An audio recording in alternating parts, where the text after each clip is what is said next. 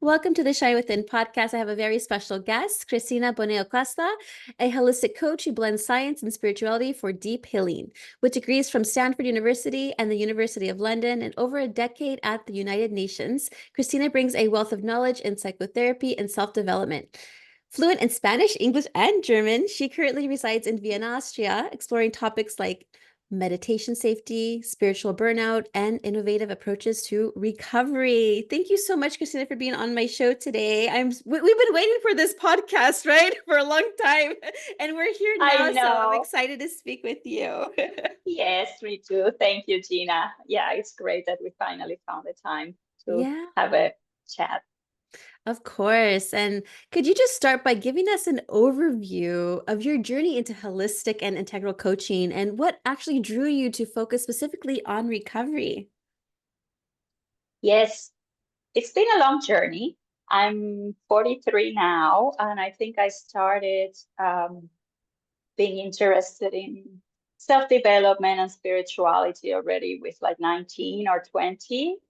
And so I've gone through the usual, or I don't know if it's usual, but starting with very conventional methods like going to psychologists and then doing some yoga, meditation, like just sort of trying to find my way through ways of getting to know myself and self-growth. And then what I have come to realize, like many of us who work in the healing field, is that it's not just one approach, that all of these things, our bodies need to get into balance, our minds, our souls, our emotions. So that's over the years, I've brought together studies in psychotherapy, meditation training that I've had, and the recovery part, it's very close to my heart. It's very, very close to my heart. I come from a family where there have been several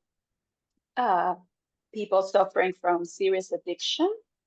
In fact, two close family members died of addiction. And somehow I found myself having some tendencies towards that.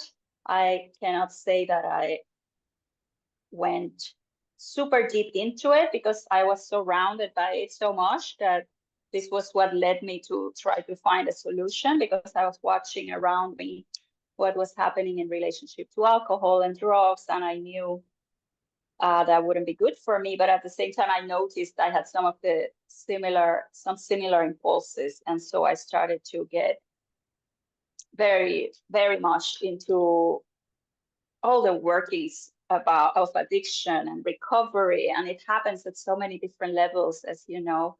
And somehow destiny, self-path, it's become an area and a topic that I've become specialized in. Oh, thanks so much for sharing that. And my condolences to your lost loved ones. I recently lost 5 family members this last month, and I think one Wow. of them was due to an overdose. No one Wow. wants to say, of course, because, and then you think, okay, when they don't want to say anything, it's either suicide or overdose. But I think in my heart, because I'm kind of intuitive too, that it had to do with like bad drugs or something happened. Mhm. And so it is dear to my heart, obviously, because I've experienced it. I wasn't surrounded by it growing up. My mom never had alcohol in the house. It was Mhm. me wanting to be accepted in society, and alcohol Yes. was one way to be that linking connection to making friends. And well, so we thought they Yes. were friends, right? And that's what Mhm. got me into drinking, is because it made me feel confident. I feel like I can take on the world and I can do this and that, but really I was dying Mhm. inside, and I Yes. just remember Yes. all of that suffering and all that stuff.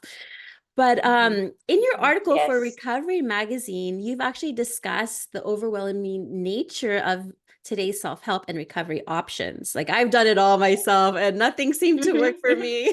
Can you actually go ahead and elaborate on 4 guiding principles for discerning a path to sobriety in this age of information overload that we get constantly?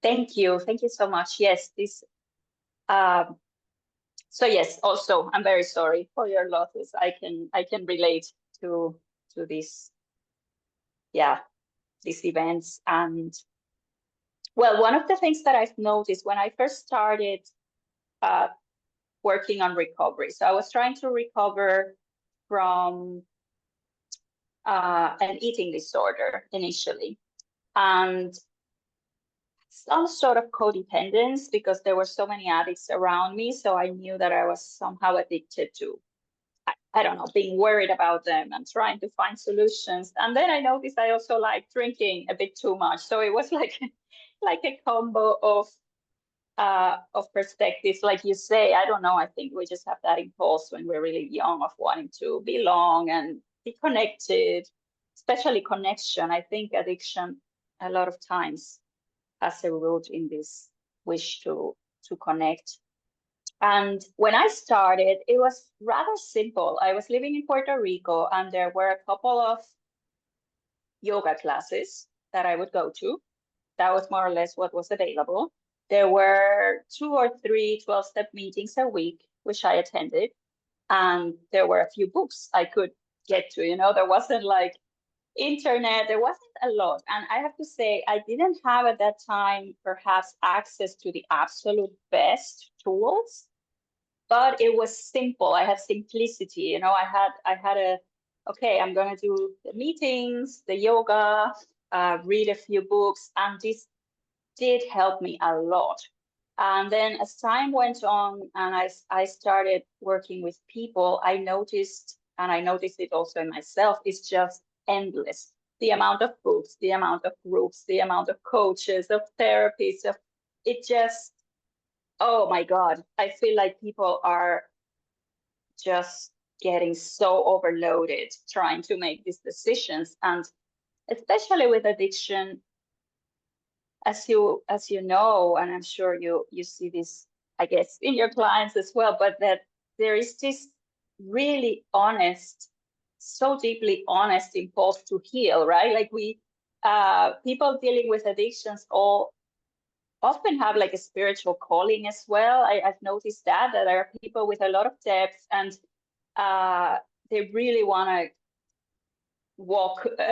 take the steps. And then it's like, where do you start? If you Google recovering from alcoholism, you will get all kinds of rehab centers trying to sell you super expensive programs. Then you will get all kinds of therapists, different modalities, spiritual, emotional, therapeutical, and oh my God, I'm not saying any of these are wrong. Some of them can be helpful at different times, but it needs to be simple, because already the addictive mind can get so complicated. If we just have a huge path that includes like 20,000 things, it's just going to be too overwhelming for our nervous system. So having said that, I came up with these 4 guiding principles, which are, I hope, simple enough. But one of them is this idea of keeping in mind the concept of limbic capitalism, which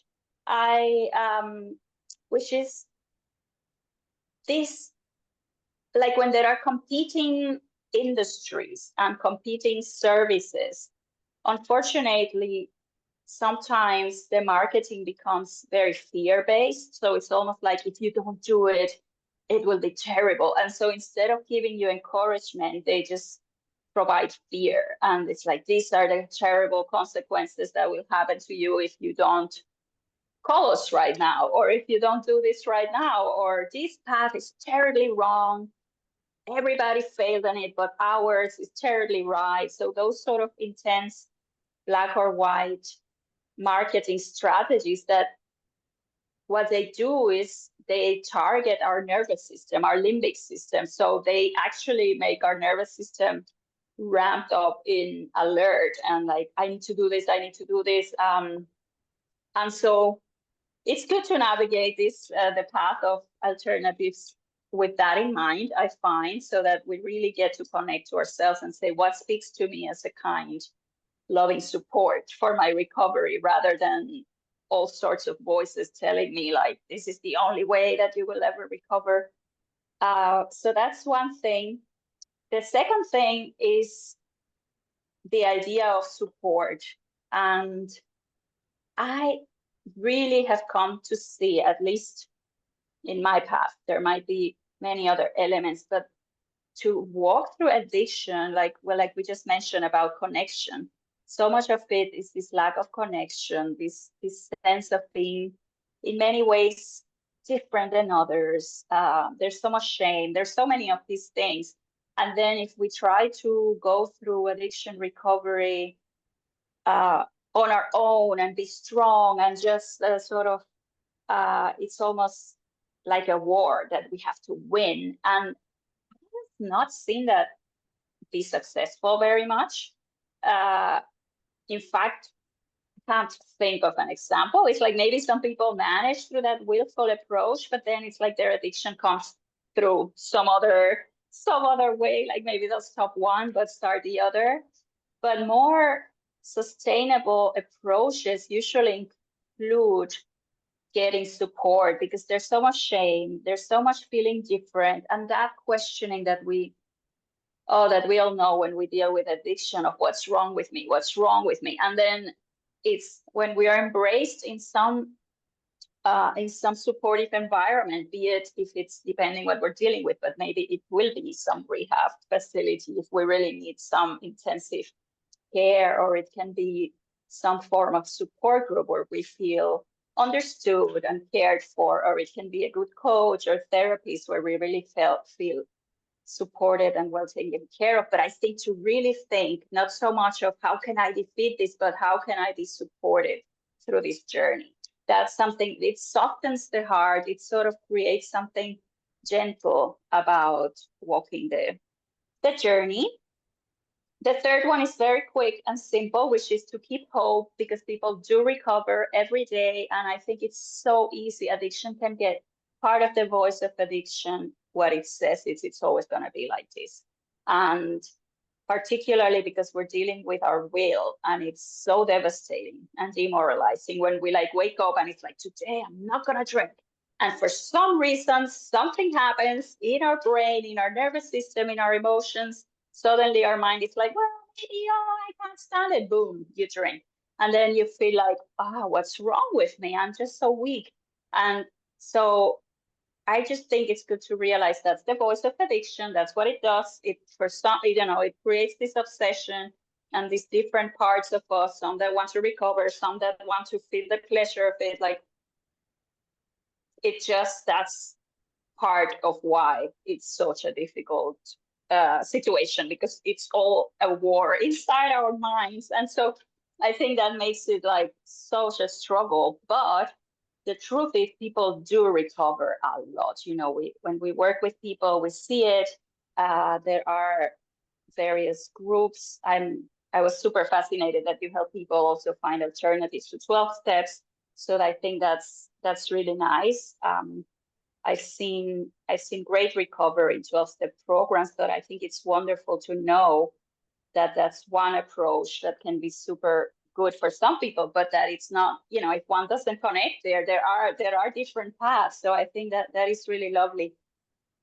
So that's 3. And yes, the 4th one, it's a little more in depth, but I think it's really to address the holistic nature of recovery, so that it's not just about dealing with our past traumas and analyzing ourselves, but it usually takes taking care of our bodies, of some mild exercise. In the beginning, it might just be really something super simple, depending, how intense the situation is. But making sure we have good relationships. So like the 4 sub 4, but like holistic, like thinking of taking care of our bodies. If medicines are needed, I think that's something else to consider. Like really try to be, that's part of what I deal with holistic. It's not just like, oh, let's be very religious and sectarian about it. It's like, take care of your body. If that's going to mean the medication for some time or for a long time, who knows? Who cares? Whatever helps at the body level. And then usually good relations, supportive environments. And then spiritual support. I have seen a lot of people with addiction have some inner sense that there's something bigger, that there is something bigger. And then, of course, there is the inner work of figuring out what my belief systems are, past, how is it influencing me? So to really try to find an approach, either through one person or through a couple of different things where one can address the various aspects. That's a lot. No, I love it. I love it. This is good information. This is great. I love it because you're right. It's not like a one size fits all. If one approach doesn't work for you, there are different approaches. You have to find out which one resonates with you the most. Just Mm-hmm. like with coaches, like I had to find a coach that I thought like I want to be like her. You know what Right. I'm saying? Even though it wasn't. So for me in my journey, let me just back up a little bit. Sure. When I got sober in 2017, well, I needed to be in a hospital setting. Let's just say that. I needed to Mm-hmm. do Yeah. talks with doctors and everything because my alcoholism was so severe. And Yes. when I got out of that, I was like brand new. I'm like, why would I go back to drinking? This is a perfect opportunity for me to start fresh all over again. And then I started really then going to church. That was the first thing I started doing then because I'm like, okay, well, let's just see because I was prayed over. I was at a faith-based hospital. Let's go ahead and check out Mm-hmm. church. And I was dabbling it with it here and there, and I remember going to church and just crying, like something took over me. And Mm-hmm. I felt like I Mm-hmm. was repenting in a way, but didn't know what repentance was back then. Mm-hmm. And so I went Mm-hmm. to church and I felt, but what I loved about that church is that I found community. And the opposite, like we were Mm-hmm. talking about, is addiction is connection. And so when we had Right. that community, I was in these groups, women study groups, and volunteering a lot and doing children's ministry when I was with these beautiful souls.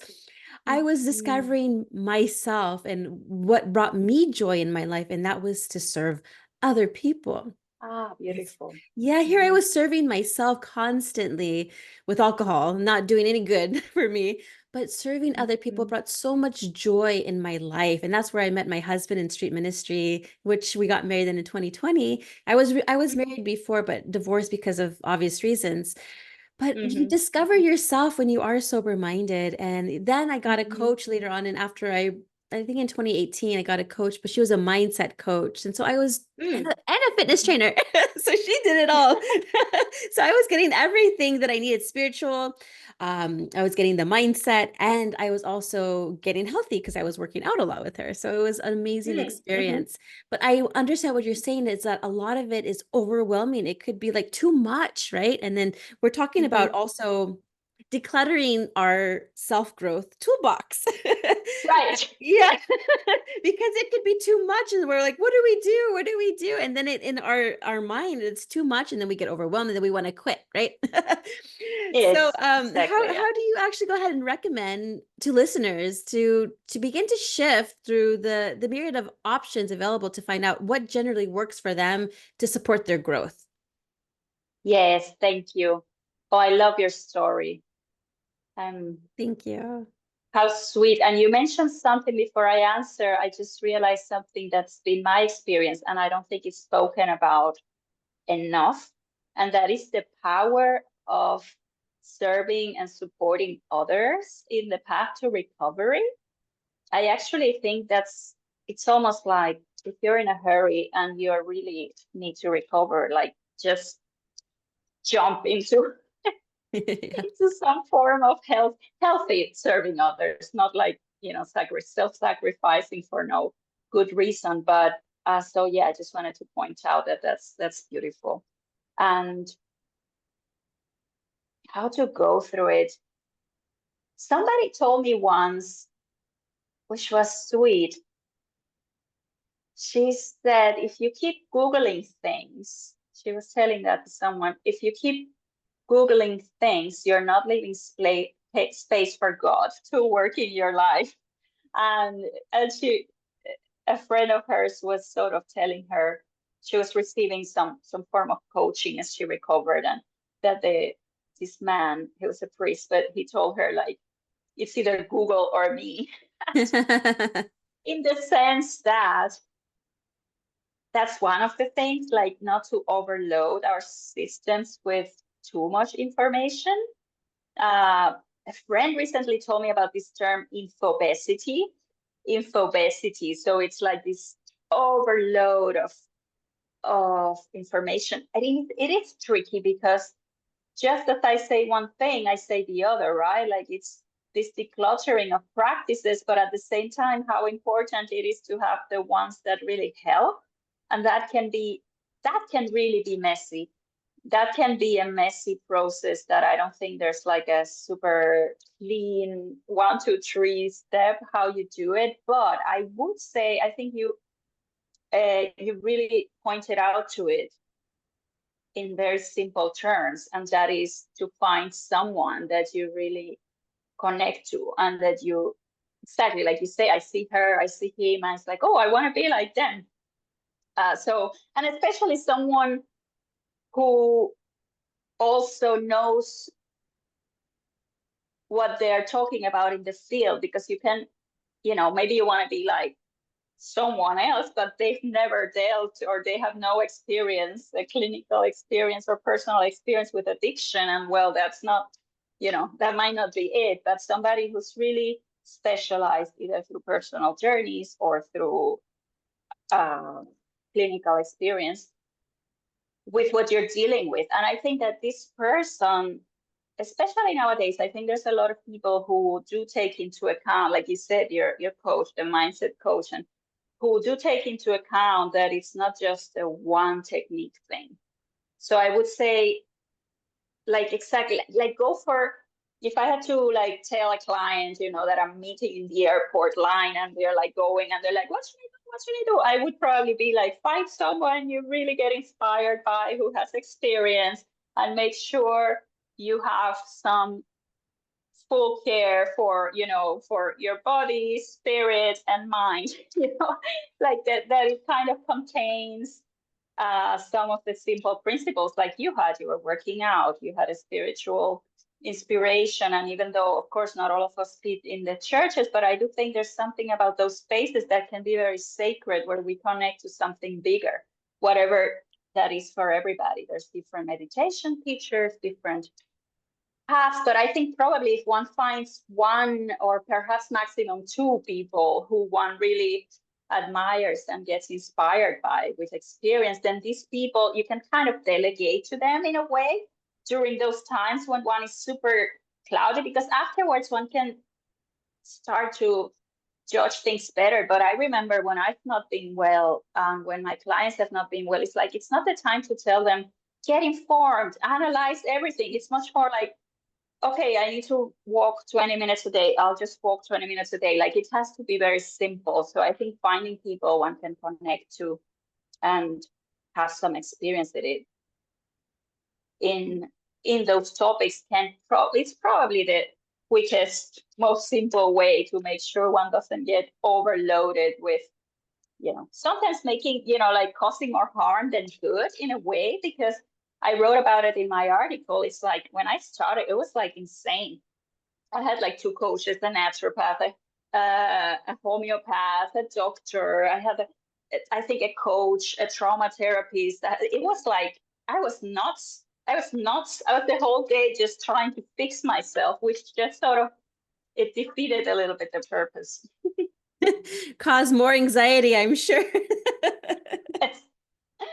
Yes. Yeah, you're Yes. absolutely right. Like, because so in my life, I have coaches for different parts of my life. So I had a business coach before too. So, because now I started shifting and going to the next level, which is then becoming an entrepreneur and doing different things here. And I need that help, because I'm like, okay, mindset's good. I mean, I still practice every day, don't get me wrong. But then now I have business coach. Oh, and before that I had a health coach, or like a social media, whatever coach, whatever you want to call it. I call it my mentor. Anyway, but going back to the church thing, so it's interesting point that you brought up, how church isn't for everybody, and I would agree. It is what started me onto my spiritual path of learning who I am as a spiritual being. So with church, okay, I'll be honest, I don't really go to church anymore. My husband does. I do not. And I'm just going to be real, okay? I have nothing against the church. I just have since I'm so in tune to my own self and my body and my mind and my spirit, I sense people and I can read people, and they're just not real to me. And I do not want to surround myself with people like that. Mind you, back then when I was first in my sobriety journey, I had to go to church because I didn't, those are the people that I needed to be at least. That was the first level, right? And then as I'm leveling up, I'm noticing who I want to invite in my life and who I don't want to include in my life. And that is my choice. And I feel so liberated having that freedom where I get to choose now because it's me. Wow. Yes. That's awesome. Yeah, so I have Yes. nothing against the church. It's just I didn't vibe with the people around there. Honestly, it got me to where I'm at now, which is uh, so much more amazing life. And I'm just very grateful for all the experiences now, good or bad. I look at it differently. If they are a little bit negative, I'm like, okay, what am I learning from this instead? I used to be like, why is this happening to me? Now I'm like, why this is happening for me for a reason, and we'll find out why later on. Wow. Oh, that's great. Oh, that's so inspiring. I Yeah. agree. And I've been the same. Like I sometimes have been in certain groups, and maybe that's something else to remember. The past and the tools you find now, they might not be the ones you choose for your whole life. It might just be that for some time there are groups of people who can be caring. Like the person I mentioned to you now, she there was this priest who really helped her a lot during her recovery. And after some time, she realized, yeah, the Catholic Church wasn't, she couldn't relate to everything, but there was this priest who gave her so much encouragement, so much a reminder of her goodness. And it did the job, it did the job of reminding her of her goodness and her spiritual self, and then one can move on. And I know what you mean, and it's so cool when one gets to that place of, yeah, like seeing the goodness in some of these groups, but also being so connected to oneself that one is like, I have to be true. I have to be true to what my soul is telling me, right? Like if I ignore it, I'm going backwards. So yeah, that's great. Yeah. So let's talk a little bit about shadow work and inner compassion. Love talking about compassion and giving yourself grace. Now, shadow work can be Mhm. both challenging and transformative, as we all know, right? Can you actually go ahead and Mhm. share how you approach this sensitive area in a way that promotes healing and avoids further emotional distress? Thank you. Yeah, we're talking about my favorite, my favorite topics. This one, shadow work. Yes, that they are very connected because what I have seen in the recovery world of trying to find a path is that people then hear about all the things they have to heal. And then they dive into all forms of what we call shadow work, just dealing with all traumas, with limiting beliefs, with experiences, all sorts of old emotions, etc., either for recovery purposes or just because one is in some form of self-growth. And so cool. I mean, it is great, right? That there are so many things that are out there. And I always say, if you haven't done any of it, then explore. It's fun. It can be really good. And one of the things, I just got actually finalized my training in a method called organic intelligence, which is exactly about working trauma safely, safe with trauma, and also growing, like not getting stuck in the loop of just healing, healing, healing. And I think it's a little bit like what you say, this positive approach of, okay, now you're working on business. So you have a coach who supports you in the business area. You have a coach that is for health, but all of these are things where you're growing rather than just revisiting old stories. And so this is the thing. I have seen it, and it's not yet being spoken about a lot, but I think more and more clinicians are noticing it, that sometimes trauma work and shadow work can be destabilizing. They can bring us into states that are very disorganized and that can overwhelm our system. And in the best case scenario, temporarily, but also it can just sometimes loop people back into very painful experiences. And in our world, like the Instagram world of coaching, like there's so many things. Sometimes I'm looking and I'm like, whoa, it's like heal your trauma, heal your inner child, heal this, heal that.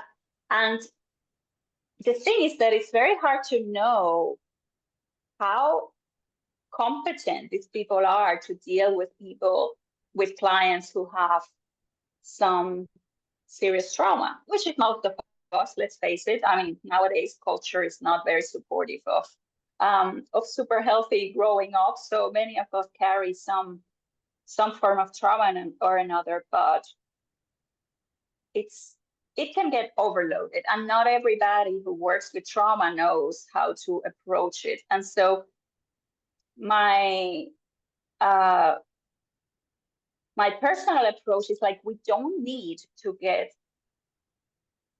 super stuck or to spend so much time looking at what's wrong and constantly diving. There's this idea that if we dive into all our past, into all our old wounds, that we are somehow gonna get cross the river and do well, right? Like, I think in the self-help world, that's a big one, right? Like, just feel your feelings and process all your trauma. And there's certainly some of it. Like, if you've never had any, looking back at your childhood, it might be really helpful to have a look. But there is a way of getting too stuck into it and then just having this loop of overwhelm. So like this idea of approaching it in a very gentle way, that's where it's the self-compassion, and also never more than feels good, never more than feels like soothing and heal, because we have this idea that if we just feel all the pain, that we're going to come the other side and be free from it. But from what I observe, it's really weird.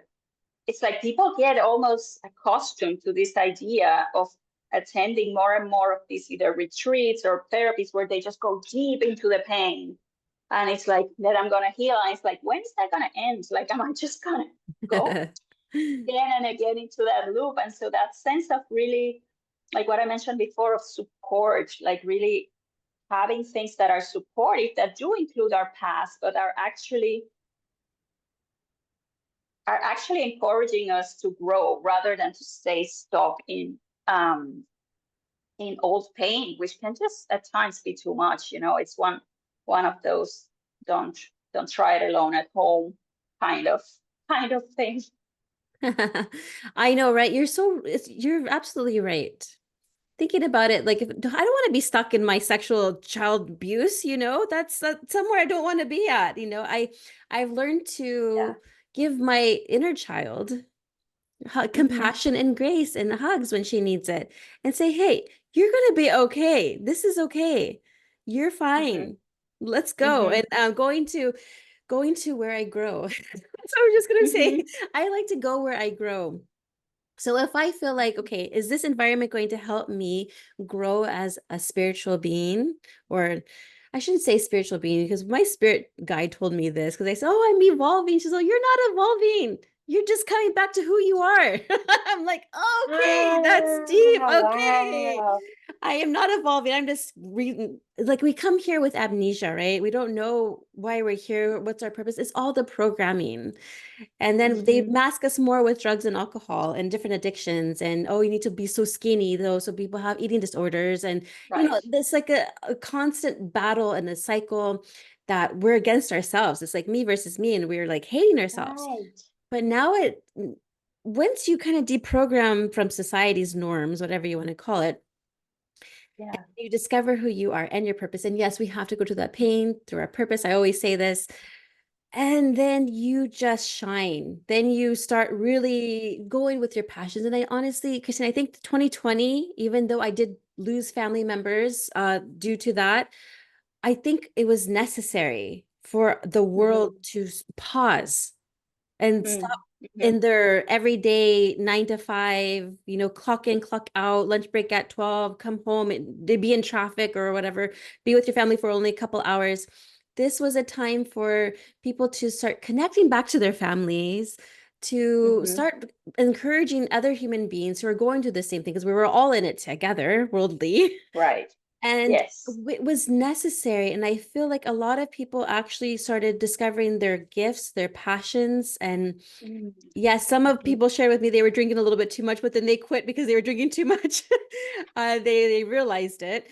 But then they Right. started growing more because they're like, hey, I didn't know I was good at this. Like, hey, I didn't know I was good at that. Oh, wow, let me start doing these things more often. And then they are passionate about it. And then they're like, yes, this is what I want to do. So anyway, I don't know how to put that in there.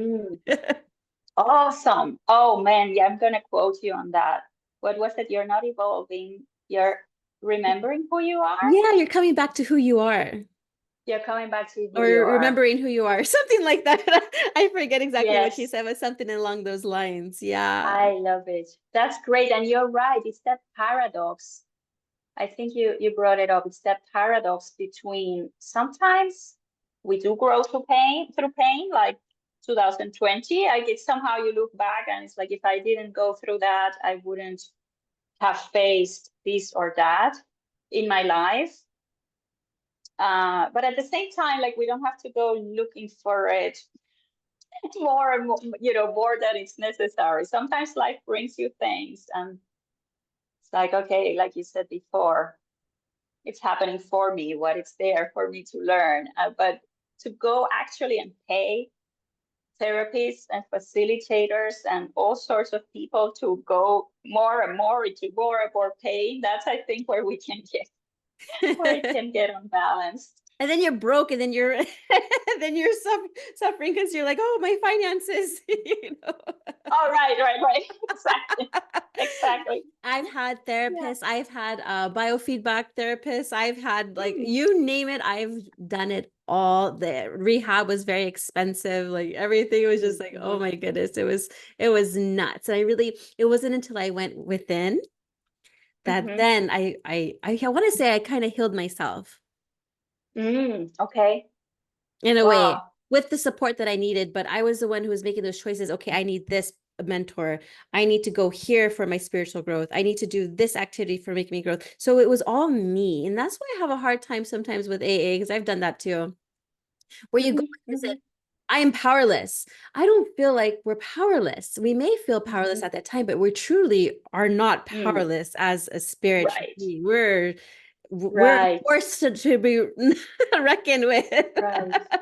But Right. yeah, I just want our audience to know that they are so much more than what they think they are. I mean, I thought I was ugly. I thought I was fat. I thought I was worthless. I thought I was no good. This, no, I don't think like that anymore. That was my program state. The spiritual state is like, Gina, you are so much more than what you can think of. So I keep that mindset. I'm not considered arrogant. I love everybody, but I just don't want to be how I used to be. And I won't anymore, because once you've discovered who you are, you're not going to go back to who you were, because it's not you. It's not you. Oh gosh. Yes. That's so great that you had that access also to your inner guidance. I can now understand the title Shine Within, right? Like you had Yes. that glow inside that was guiding you, and that's just wonderful that you can then now also show other people how to connect to that because you've had that experience. And not everybody has that during those moments. I think that there is something to say about what you mentioned, right? Like the sense of powerlessness. And I think a lot of times that's that inability to stop, right? Like we try to have a drink and we're like, I'm just gonna drink on Fridays. And then it's like no matter how much you try, it just can't, and it can feel so devastating. That sort of powerlessness. But I love what you mean. Like there is an aspect of us that is powerless, within those states, but that's not all we are, right? Like we come through the journey, we come to discover our, I don't know if power is the word, but just our preciousness somehow. Maybe that's that. And I think also that the AA, it's such a complex world, and that's maybe for some other episode. But I do think oh gosh, there's so many good things and complex things, and it's hard to tear them apart. But I will say that this idea of connecting to a power greater than yourself, like this idea of people can really, I know it happens for some people that this just becomes a doorway, and it doesn't mean they have to convert to God or something, but it just becomes a doorway where there is some connection between your inner power and some sacred power. I don't know what the right words are for that, but I think the way you came across it is very special, because it's almost like you just, you know, you had it within you, and you seem to have had access to it, and that's so great. And then there are people who just really in that moment more like, somebody tell me what to do, while while these things cook inside me and I'm able to have access myself. Yes. And the biggest thing that I had to do, honestly, Christina, was surrender. I had to say, I cannot do this by myself. I need help. So that higher power, you need that. That is that is a necessity. That is essential. Wow. You need to Right. have that higher power. And then you get power. You get power. Once you surrender, you get more power. It's so interesting. It's so cool It's how such a it works. paradox, right? Yes. Such a It's strange so neat. paradox. Yes, Yeah. but you have the power to actually surrender. And that's what's awesome. So Yes. It's some weird thing that I don't understand, but yes, it seems to be like we do the surrender, then we surrender our power, then we get power, then we realize I had it in me we the have whole the power. time. Yes. It was so weird. It can be so strange. Yes, but The I do agree philosophy. like that. Surrender and higher power are two elements that, in whatever form works for people, they do seem to be pretty, yeah, Yeah, totally. important for the process. Yeah. So I'm going to shift a little bit and we're going to talk a little bit about meditation and inner work Mm-hmm. because I didn't really start meditating. I thought it was always boring. I'm like, oh, this is a waste Mm-hmm. of time, right? I always thought that. Mm-hmm. Oh, but do I love to do breath work and meditation? And now meditation doesn't have to be like an hour cross-legged, going om. It could be just taking a breath, just having that noise that's in the head, just being silent for just a moment. Now, you were actually on a podcast. Was it Dr. Darian? Dr. Darian podcast? Yes, I yes, listened Dr. to a little bit Darian. of it. I Yeah. loved it. I loved it. Now, you discussed the potential unwanted effects of meditation and other forms of inner work. What are some common pitfalls people should be aware of, and how can they navigate these safely? Mm-hmm. Thank you. Yes, I think that's connected to what we spoke about shadow work. And sometimes we don't think about meditation as shadow work, and perhaps it's not always shadow work. By shadow work, I mean, I'm not sure how, I'm sure it has many different meanings, but the way I refer to it, it's looking at the parts of us that are painful, that we might not always be aware, unwanted memories, unwanted feelings, that part of that way of working with ourselves. And sometimes in meditation, we can, just because we're silent with ourselves, it can come up, memories can come up, overwhelm can come up, painful states of mind and emotions can come up. And one of the big pitfalls I have seen, and it is tricky. So it is the way I've come to explain it. We live in a society that is hyper individualist, right? It's like I'm there for myself. I fix this. I don't need anybody. I fix myself.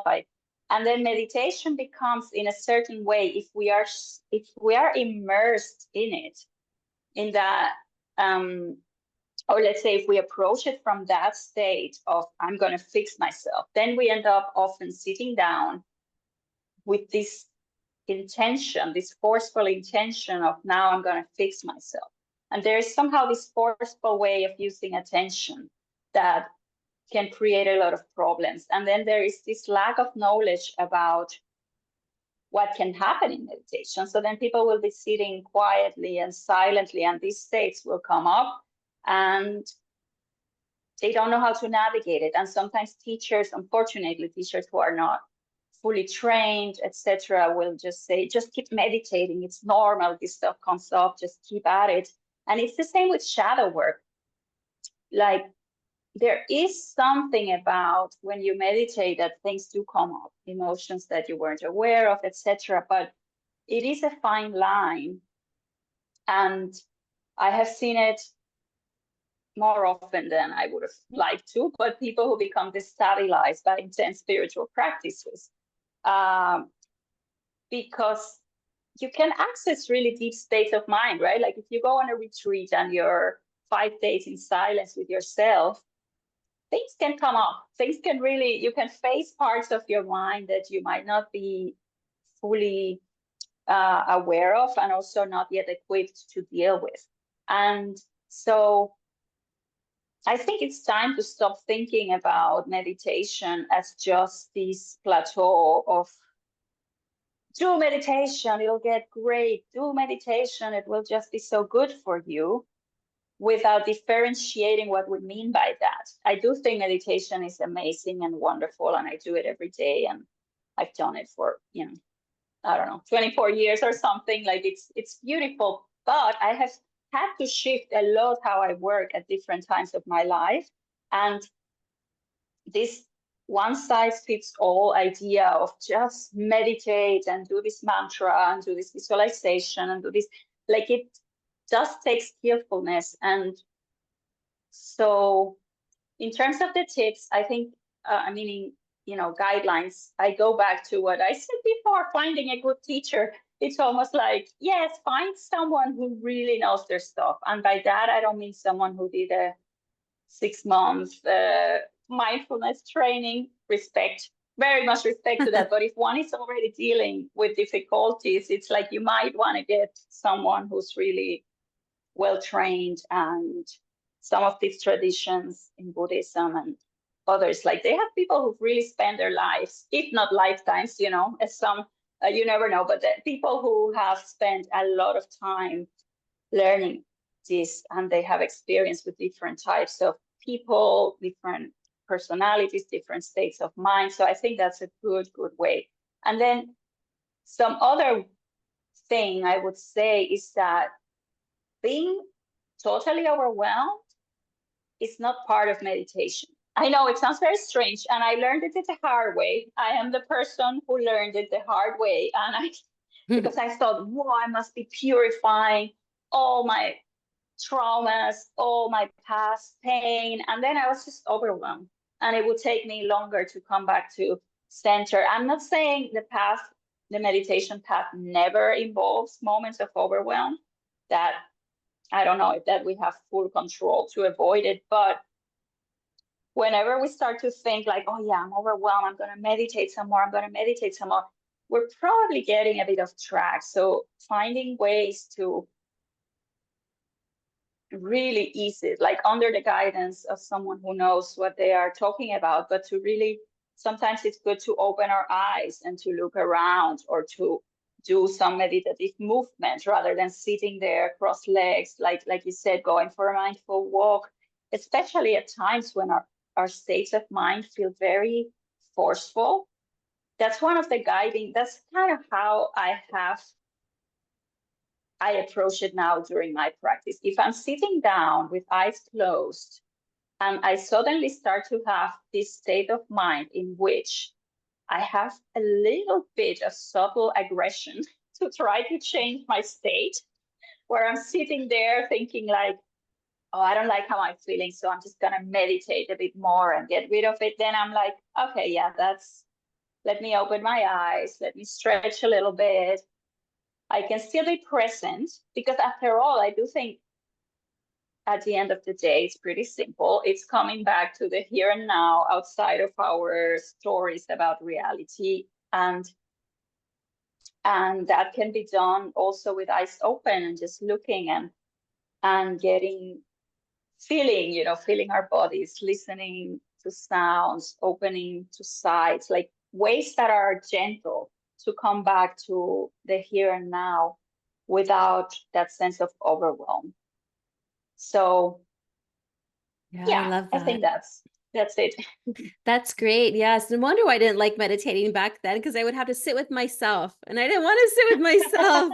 It gave me anxiety. I Right? probably think that's probably why I didn't like it back then. But now that I've discovered mindfulness, like you were saying, where I can just be in the present moment, like even looking at my plant here and just noticing its texture and noticing its coloring, how it's moving when the wind is blowing, just being present Mm. on something in particular is meditation as well. Yes, Thanks for nice. bringing that up, because now I realize why I didn't like it back then, because I would have to sit with the ugliness that was going on inside, and I wasn't ready for that yet. So Right, yeah, the right. most important thing is listen to your body. If you're not comfortable in a meditative state, don't do it. Don't do it. Yes, right. Just because everybody else is doing it doesn't mean that you have to do it. Yeah, that's a shortcut, right? If it feels terrible, like, yeah, there's many other ways to work with your mind that don't have to feel so bad. Totally. Let's talk about integrating practices in daily lives. What are some effective practices or even routines that you recommend to your own clients to help integrate their chosen path of growth for themselves? Practices. I know we were talking about meditation. Hey, that's one practice. Yeah, that's one practice.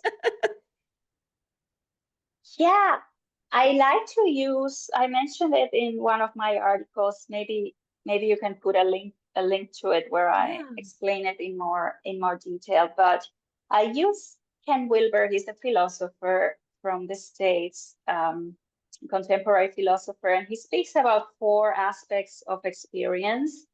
And so I think I hinted to it before, but I think including practices that address the four aspects of ourselves.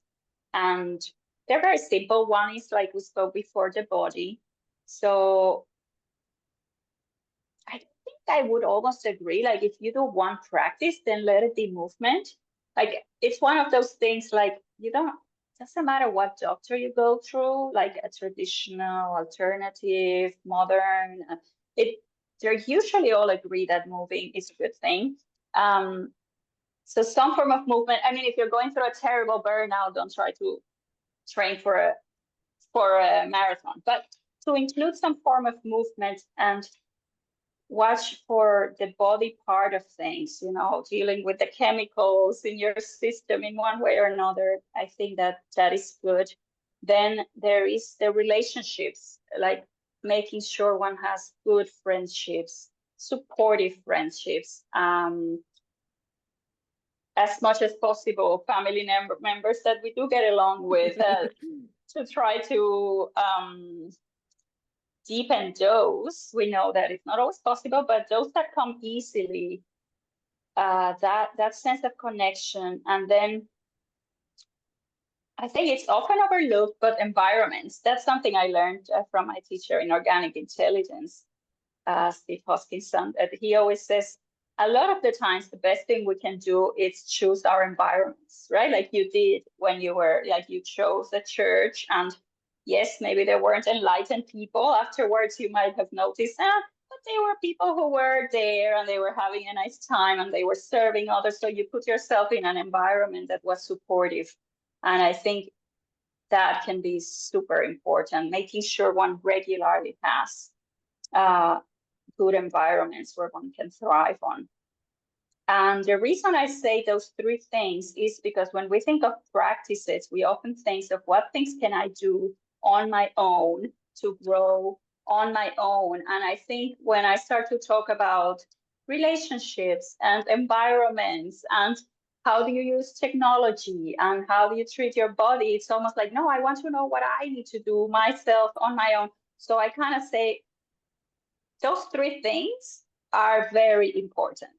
Integrating them maybe on a weekly basis or daily basis, whatever works for each person, And I think a guidance of someone can be very helpful to figure that out. And then the fourth, yes, then that's the practices that we do on our own. And gosh, I think the best thing I can say is to find people who are very experienced with these things and find some guidance. I personally, in the mornings, I take my dog for a walk. And that's sort of my meditative walk where I look around and see, and then I sit quietly and I do some writings. That's one thing that I do. But that can vary so much. Some people get benefit from different things. But I will say, okay, yes, now I will say that several teachers I have studied with, all of them have recommended having a fixed time for spiritual practice, whether that's 10 minutes or whether at some point in life it's much longer. But when you say, okay, at 8 a.m. every day, I'm going to sit and have that practice, because that's already a practice in itself, training the mind to fall into that space on a daily basis. And then what you actually do during that time, that might take a little experimenting. But yeah, like some supportive groups, some supportive relations and friendships, like what you said, like letting your let's say inner self, to use a cliche, but there is something about it, right? Like your inner wisdom guides you to the people that where it feels good, where it feels healthy, where it feels easy, and environments that feel good. Nature is great, right? Like nature is super great. And then finding some fixed period of time to do more formal practice. This is all also super important. I just don't go to that as the first thing, because I think most of us want to know, what can I do on my own every day? Whereas like sometimes it's a bit more integrated, like you actually do need to include others and different places. But in terms of practices, I also do, and I work with clients actually a lot with this, like, I don't know if you've heard of the work of Byron Katie. Not sure if you've come across it, but it's this very beautiful, wise lady in California. And she teaches this very spiritual way of looking at thoughts that cause pain. So that can sometimes be really, because it's written and it's very concrete, because you look at the thoughts that are causing pain and then you question them in this meditative way. She has a very simple process. So that's something I really use with my clients. Gosh, I know I didn't give a super simple answer. Yeah, but, no, it is great. It's great. There's some tips in there. Yeah, I mean, there's different listeners, and one of your answers is going to resonate with somebody, and another answer is going to relate to somebody else. So it's good to have multiple answers. I hope, yes. Cool. Yeah. Well, thanks so much for sharing this. Now, do you have any upcoming projects or any collaborations that you're particularly excited about that you'd like to share with us? Thank you. Well, I'm super, this was such a touching conversation. Thank you so much. I come out very inspired by your journey and yeah, what you're doing. I just finalized my certification as an organic intelligence coach, which is a practice, talking about practice, I do love it very much, as a way of working with people. And I'm going to put more info on that on my website soon. But I am starting to work with clients at a very reduced price. So because I want to get myself also acquainted to working with that method, organic intelligence.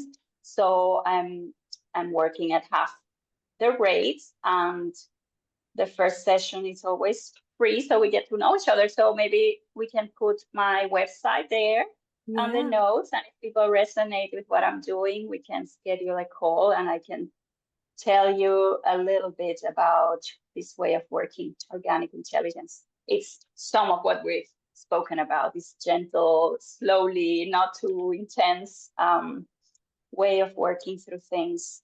So, yeah. Yeah. And what is your website? Yes, it's my name. So it's www.cristinabonnet.com. And it's Cristina without H, Spanish, Cristina, and then Bonnet, it's BONNET.com.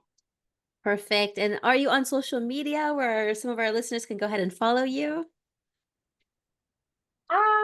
I think through the website is best. I do have some pages, but I realized that for me, I like to keep some simplicity, and it was making me a little overwhelmed with a Hey, lot you gotta to practice try. what you preach. Practice what you preach. Yes.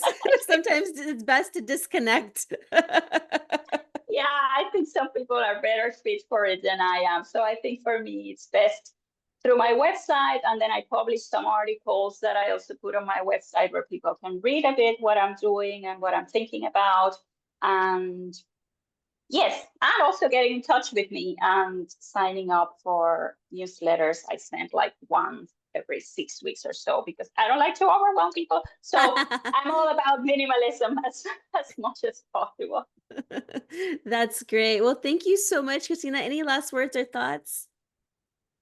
Thank you. No, I'm so glad to have been with you here and get to know you and be able to share on these topics that are super meaningful to me.